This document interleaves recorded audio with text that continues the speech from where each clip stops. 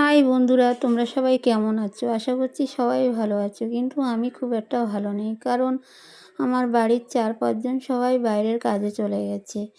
কারণ অভাব যখন আসে বলে কই আসে না, আর অভাবটা আমাদের ভুলেই এসেছে। কারণ আমাদের কিন্তু মোটা ভাত মোটা কাপড় হলেই হয়ে যায়। ওই যে কথাই বলে, মধ্যবিত্তদের স্বপ্ন দেখতে নেই। এবার মোটা ভাত মোটা কাপড়ের পাশাপাশি সবাই তো চায় একটা সুন্দর বাড়ি থাক, একটা মাথার উপরে ভালো ছাদ থাক। ওই বাড়ি করতে গিয়ে আজকে আমরা ঋণের মধ্যে পড়ে গেলাম। আর এই ঋণের জন্য সবাইকে বাইরে চলে যেতে হলো। তো যাই হোক বন্ধুরা, আর এইদিকে আমি একাই আমার বাড়িটা সামলাতে হচ্ছে। আর এই আমার তো একটা আপনার ছেলে আছে, তাকে নিয়ে সব বাড়ির কাজকাম আমাকেই করতে হচ্ছে। আর এইদিকে আমি মামার জন্য, আমার মামা এসেছে, আগের এতে বলেছিলাম মামার জন্য সবজি খিচুড়ি বানাচ্ছি, কারণ আমার মামাই খিচুড়িটা খেতে চাইছে তার জন্য। আর আমি রান্না করতে করতে একটু চাও খেয়ে নিয়েছি, কারণ সকাল থেকে আমাকে কিছুই খাওয়া হয়নি, এত কাজের চাপ ছিল।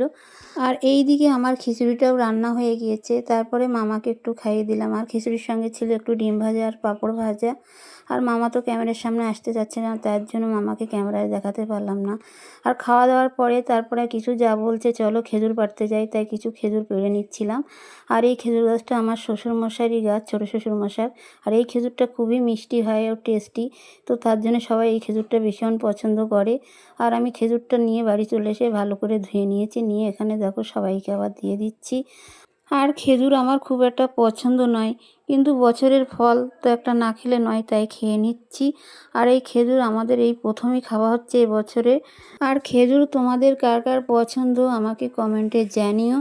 তারপরে বিকেলবেলা দেখো এসে আমার গাছগুলোই পানি দিয়ে দিচ্ছি। তো বন্ধুরা, আজকের মতো টাটা, সবাই ভালো থাকবে। আল্লাহ হাফেজ।